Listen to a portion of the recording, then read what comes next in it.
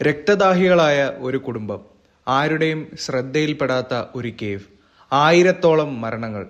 സ്കോട്ട്ലൻഡിലെ നരഭോജി കുടുംബമായിരുന്ന Sony been ഫാമിലിയുടെ കഥയാണ് ഇന്ന് നമ്മൾ പറയുന്നത്. 1500കളിലാണ് ഈസ്റ്റ് ലോത്തിയൻ പ്രദേശത്തെ ഒരു ലേബറായിരുന്ന സോണി ബീൻ തന്റെ ഭാര്യയായ ബ്ലാക്ക് ആഗ്നസ് ഡഗ്ലസിന്റെ കൂടെ സൗത്ത് ഈസ്റ്റേൺ സ്കോട്ട്ലൻഡിലെ വളരെ റിമോട്ടായ ഒരു കേവിലേക്ക് ജീവിതം മാറ്റുന്നത്. മറ്റ് ആളുകളുടെ അടുത്തു നിന്നും വളരെ മാറി താമസിച്ച ഇവർ ആ കേവ് അവരുടെ ലോകമാക്കി. എന്നാൽ പ്രത്യേകിച്ച് ജോലി ഒന്നും തന്നെ ഇല്ലാതിരുന്ന സോണി ബീൻ ജീവിക്കാൻ വേണ്ടി പുതിയൊരു വഴി കണ്ടെത്തി.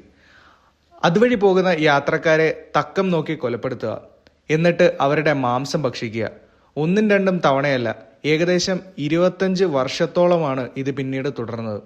അപ്പോഴേക്കവർ ഇൻസെസ്റ്റിലൂടെ 14 മക്കളും 32 ചെറുമക്കളുമുള്ള ഒരു വലിയ നരഭോജി കുടുംബമായി മാറിക്കഴിഞ്ഞിരുന്നു. ഈ 25 വർഷത്തിനിടെ ഏകദേശം 1000 പേരാണ് കൊല്ലപ്പെട്ടത് എന്നാണ് പറയപ്പെടുന്നത്.